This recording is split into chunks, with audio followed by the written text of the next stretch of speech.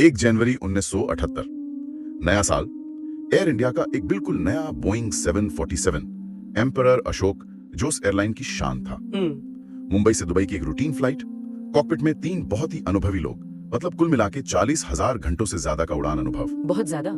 लेकिन take off के सिर्फ 100 सेकंड बाद वो विमान अरब सागर में समा गया। 213 लोग और सभी के सभी मारे गए। ये एक ऐसा हादसा है जिसकी गूंज आज भी एविएशन की दुनिया में सुनाई देती है। एक ऐसी केस स्टडी है जिसे हर पायलट अपने करियर में कभी ना कभी जरूर पढ़ता है। आज हमारे पास इसी हादसे की एक बहुत डिटेल्ड रिपोर्ट है और हम सिर्फ ये नहीं बताने वाले कि क्या हुआ, हम एक पहेली सुलझाने की कोशिश करेंगे कि जब एक कॉकपिट में इतना ज्यादा अनुभव हो तो सिर्फ 100 सेकंड में सब कुछ इतना भयानक रूप से गलत कैसे हो सकता है। ये सवाल बहुत जरूरी है।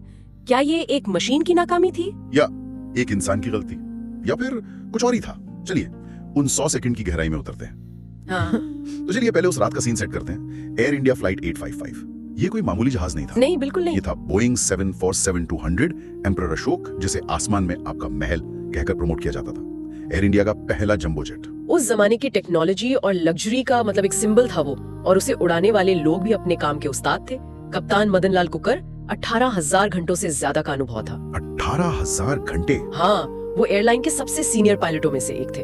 First officer Indu Virani, Indian air force के पूर्व विंग कमांडर, उनके पास भी लगभग 4,500 घंटे का अनुभव था। और फ्लाइट इंजीनियर एल्फ्रेड फारिया, वो भी एयर इंडिया के सबसे सीनियर इंजीनियरों में से एक थे। मतलब आप देखिए, कॉकपिट में अनुभव की कोई कमी ही नहीं थी। हाँ, और यही बात तो सबसे ज्यादा परेशान करती है। हाँ। अगर ये लोग चूक सकते हैं तो कोई भी चूक सकता है। तो रात के 8:12 पर मुंबई के रनवे 27 से एक बिल्कुल नॉर्मल टेक ऑफ होता है। लेकिन यहाँ एक बहुत बड़ा चैलेंज था जिसके बारे में लोग ज्यादा बात नहीं करते। जैसे ही जहाज हवा में उठा, वो मुंबई शहर की चकाचौंध रोशनी से निकलकर सीधे अरब सागर के खूब अंधेरे में पहुंच गया। बिल्कुल, एक पल में रोशनी और अगले ही पल में स्याह अंधेरा। और ये एक बहुत ही नाजुक पल होता है। पायलट के पास बाहर देखने के लिए कोई रेफरेंस पॉइंट नहीं बचता, कोई क्षितिज मतलब होराइजन नहीं दिखता। अच्छा। अचानक से उनकी अपनी शारीरिक इंद्रियां किसी काम की नहीं रहती। ये उन्हें पूरी तरह से सिर्फ और सिर्फ अपने सामने लगे मीटर्स और डायल्स पर भरोसा करना होता है। तो एक आदर्श उड़ान और तबाही के बीच का फासला बस यहीं से तय होना शुरू होता है। हाँ। और यहीं से वो कयामत के 100 सेकंड शुरू होते हैं। टेक ऑफ के बाद कैप्टन कुकर एक स्टैंडर्ड प्रोसीजर के तहत जहाज को दाईं ओर मोड़ना शुरू करते हैं और ठीक इसी पल एक अहम तकनीकी खराबी पैदा हो जाती है। क्या हुआ था? उनका एटीट्यूड इंडिकेटर यानी एआई, जो पायलट को बताता है कि जहाज होराइजन के मुकाबले कितना झुका हुआ है, वो खराब हो जाता है। अच्छा, मतलब वो जम गया। हाँ, वो एक जगह जम जाता है और लगातार दिखाता रहता है कि जहाज दाईं ओर झुका हुआ है, जबकि असल में ऐसा नहीं हो रहा होता। ये इस पूरी घटना का ट्रिगर पॉइंट था। अब यहाँ हमें एक पायलट के दिमाग के अंदर झांकना होगा। कैप्टन अपने सबसे भरोसेमंद इंस्ट्रूमेंट को देखते हैं और वो उन्हें बता रहा है कि जहाज दाईं तरफ झुक रहा है। तो उनकी पहली प्रतिक्रिया क्या होगी? वो उस गलती को सुधारने की कोशिश करेंगे। वो उस काल्पनिक दाएं झुकाव को ठीक करने के लिए कंट्रोल व्हील को बाईं ओर घुमाते हैं। और इस एक्शन से जहाज पहले तो सीधा होता है और फिर असल में बाईं ओर खतरनाक तरीके से झुकना शुरू कर देता है। ये तो सोचकर ही अजीब लगता है। मतलब आपका अपना शरीर आपको धोखा दे रहा है, या कम से कम आपको ऐसा लग रहा है। उस कश्मकश में आप किस पर भरोसा करेंगे, अपनी आंखों पर या अपनी गट फीलिंग पर? बिल्कुल, इसे स्पेशल डिसोरिएंटेशन कहते हैं। इसे ऐसे समझिए कि आप आंख बंद करके एक घूमने वाली कुर्सी पर बैठे हैं। कुछ देर बाद जब कुर्सी रुकती है, तब भी आपका दिमाग और शरीर महसूस करता है कि आप अभी भी घूम रहे हैं। अब कल्पना कीजिए कि यही एहसास हजारों फीट की ऊंचाई पर घने अंधेरे में हो रहा हो। आपका शरीर एक कहानी सुना रहा है और आपके सामने का मीटर दूसरी। इस लड़ाई में कैप्टन ने दुखद रूप से उस खराब मीटर पर भरोसा कर लिया। और ये कश्मकश उनकी आवाज में भी सुनाई देती है। केस स्टडी में कॉकपिट वॉइस रिकॉर्डर से उनके शब्द दर्ज हैं। क्या यहाँ क्या हुआ मेरे उपकरणों को? इन शब्दों में उनका बढ़ता हुआ कंफ्यूजन और घबराहट साफ महसूस होती है। उन्हें समझ नहीं आ रहा था कि हो क्या रहा है। एक तकनीकी खराबी होना एक बात है, लेकिन यहाँ से कहानी एक मानवीय त्रासदी में बदल जाती है। ये सिर्फ एक पायलट के भटकने की कहानी नहीं है। नहीं, बिल्कुल नहीं। और यहीं पर एक तकनीकी समस्या एक इंसानी समस्या में बदल जाती है। आज हम इसे क्रू रिसोर्स मैनेजमेंट यानी सीआरएम की विफलता कहेंगे। मतलब दबाव में एक टीम के तौर पर काम करने की कला। हाँ, उस कॉकपिट में 3 अनुभवी लोग थे, लेकिन उस पल में वो एक टीम के तौर पर काम नहीं कर रहे थे। अब जरा दूसरे क्रू मेंबर्स की बातों पर गौर करते हैं। फर्स्ट ऑफिसर विरानी कहते हैं, मेरा भी टोपल हो गया है, ठीक लग रहा है। एक मिनट, टोपल हो गया है और ठीक लग रहा है, ये तो एक दूसरे के बिल्कुल उलट बातें हैं। इसका क्या मतलब निकाला जाए? और यही सबसे बड़ी समस्या थी। टोपल हो गया है एक खास तरह की जायरोस्कोपिक खराबी की तरफ इशारा करता है, लेकिन ठीक लग रहा है एक दिलासा देने वाला बयान है। वो कहना क्या चाहते थे?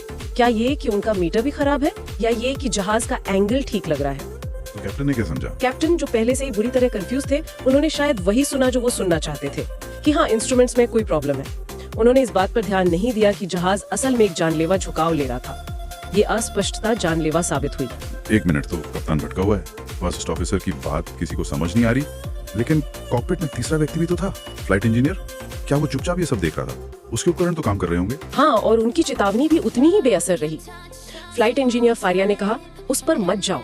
उस पर मत जाओ मतलब किस पर? यही तो सवाल है। उस पर मतलब किस पर? वो अपने पैनल पर साफ देख सकते थे कि कैप्टन का खराब एआई 15 डिग्री दाएं झुकाव पर अटका हुआ है, जबकि उनका अपना और बीच वाला बैकअप एआई दोनों सही 30 डिग्री का असली बायां झुकाव दिखा रहे थे। तो उन्होंने सीधी सीधी क्यों नहीं कहा? ये बताए बिना कि किस मीटर को नजरअंदाज करना है और किस पर भरोसा करना है, उनकी चेतावनी उस शोर और हड़बड़ी में खो गई। तो ये एक तरह से कॉकपिट के अंदर के पदानुक्रम यानी हायरार्की की भी समस्या थी। निश्चित रूप से ये अथॉरिटी ग्रेडियंट का एक क्लासिक केस है। फर्स्ट ऑफिसर विरानी ने अपने इंस्ट्रूमेंट्स पर सही जानकारी देखी, लेकिन उन्होंने न तो कंट्रोल अपने हाथ में लिया और न ही अपने सीनियर और इतने अनुभवी कैप्टन को सीधे तौर पर चुनौती दी। ऐसा क्यों? उस जमाने में और खास तौर पर उस कल्चर में एक जूनियर के लिए अपने सीनियर के फैसले पर सवाल उठाना बहुत मुश्किल था। और ये सिर्फ कॉकपिट की समस्या नहीं है। सोचिए एक ऑपरेशन थिएटर के बारे में, जहाँ एक जूनियर सर्जन को सीनियर की गलती नजर आती है, लेकिन वो बोलने से डरता है।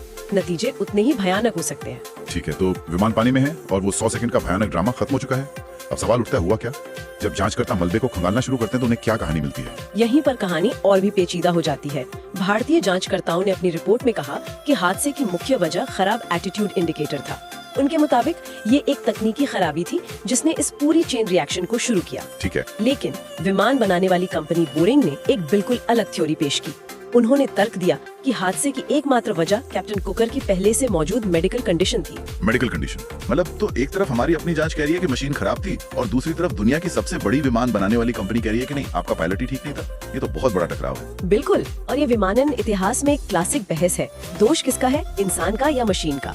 बोइंग ने दावा किया कि कैप्टन को अनियंत्रित डायबिटीज थी और वो शराब का सेवन भी करते थे, जिसकी वजह से वो डिसओरिएंटेशन के शिकार हुए। अच्छा, उन्होंने ये भी बताया कि इन्हीं वजहों से कैप्टन कुकर को 1975 में 6 महीने के लिए उड़ान भरने से रोका भी गया था।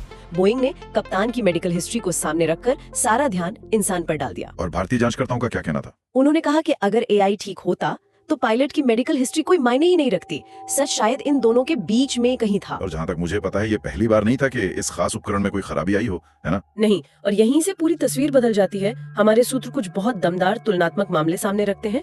उसी साल 1978 में एक ब्रिटिश एयरवेज के 747 में लंदन से उड़ान भरते समय ठीक यही एआई फेलियर हुआ था। अच्छा, तो वहाँ क्या हुआ? कैप्टन ने गड़बड़ी को तुरंत पहचान लिया, चिल्लाकर कहा, मेरा इंस्ट्रूमेंट खराब हो गया है, और फौरन कंट्रोल फर्स्ट ऑफिसर को सौंप दिया। वो सुरक्षित उतर गए, कोई हादसा नहीं हुआ। मतलब एक ही समस्या लेकिन नतीजा बिल्कुल अलग है। बिल्कुल, और एक और दुखद उदाहरण देखिए। 1999 में एक कोरियन एयर कार्गो 747 में शंघाई से उड़ान भरने के बाद यही खराबी हुई। कॉकपिट वॉइस रिकॉर्डर में फ्लाइट इंजीनियर लगातार चिल्ला रहा है, बैंक एंगल, यानी जहाज बहुत ज्यादा झुका हुआ है। लेकिन कैप्टन ने इसके बावजूद कैप्टन ने खराब उपकरण की ही बात मानी। वो टेक ऑफ के सिर्फ 55 सेकंड बाद क्रैश हो गए। तो इसका मतलब ये हुआ कि उपकरण की खराबी तो सिर्फ एक चिंगारी थी। आग लगेगी या नहीं ये इस बात पर निर्भर करता था कि कॉकपिट में बैठी टीम उस चिंगारी से कैसे निपटती है। सही बात है, ये ना तो सिर्फ इंसान की गलती थी, ना सिर्फ मशीन की, ये टीम की गलती थी। ये हादसा जितना भयानक था, इसने एविएशन सेफ्टी को हमेशा के लिए बदल दिया। चलिए उन सबकों के बारे में बात करते हैं जो एयर इंडिया 855 की राख से निकले। हाँ, और यही इसकी सबसे बड़ी विरासत है। इस एक हादसे ने ट्रेनिंग के 3 ऐसे नियम बनाए जो आज दुनिया भर में पायलट ट्रेनिंग की बुनियाद है। तो पहला नियम क्या है? उपकरणों की क्रॉस चेकिंग। अब पायलटों को ट्रेनिंग दी जाती है कि वो लगातार अपने सामने मौजूद सभी उपकरणों, कैप्टन का, फर्स्ट ऑफिसर का और बीच वाले बैकअप का आपस में मिलान करते रहें। मूल मंत्र है, जानकारी के लिए कभी भी सिर्फ एक सोर्स पर भरोसा मत करो। फ्लाइट 855 में 2 सही काम कर रहे उपकरण थे जिन्हें नजरअंदाज कर दिया गया। बिल्कुल। और दूसरा सबक उस जानलेवा अस्पष्टता को लेकर था, है ना? कम्युनिकेशन, हाँ, साफ स्टैंडर्ड कम्युनिकेशन। आपातकाल में अस्पष्टता आपकी सबसे बड़ी दुश्मन है। आज की ट्रेनिंग में सटीक स्टैंडर्ड वाक्यों पर जोर दिया जाता है, जैसे मेरे उपकरण सही है या कंट्रोल मेरे पास है। ठीक लग रहा है या उस पर मत जाओ जैसे गोलमोल बयानों के लिए कॉकपिट में कोई जगह नहीं है। कोई जगह नहीं है, हर शब्द का एक ही सटीक मतलब होना चाहिए। और तीसरा जो शायद सबसे बड़ा सांस्कृतिक बदलाव था, वो है अधिकार को चुनौती देना। ये शायद सबसे क्रांतिकारी बदलाव था। क्रू रिसोर्स मैनेजमेंट ट्रेनिंग अब हर क्रू मेंबर को, चाहे उसका पद या अनुभव कुछ भी हो, ये अधिकार और जिम्मेदारी देती है कि वो फ्लाइट की सुरक्षा को खतरे में डालने वाले किसी भी एक्शन या फैसले को सीधे तौर पर चुनौती दे। फ्लाइट 855 पर फर्स्ट ऑफिसर की हिचकिचाहट इस बात का सबसे बड़ा सबूत है कि ये नियम क्यों जरूरी है। हाँ। आज के जमाने में उस फर्स्ट ऑफिसर से उम्मीद की जाती कि वो चिल्लाकर कहता, कैप्टन आप बाईं ओर झुक रहे हैं, कंट्रोल मेरे पास है। एयर इंडिया फ्लाइट 855 का हादसा एक ऐसी त्रासदी थी जिसे रोका जा सकता था।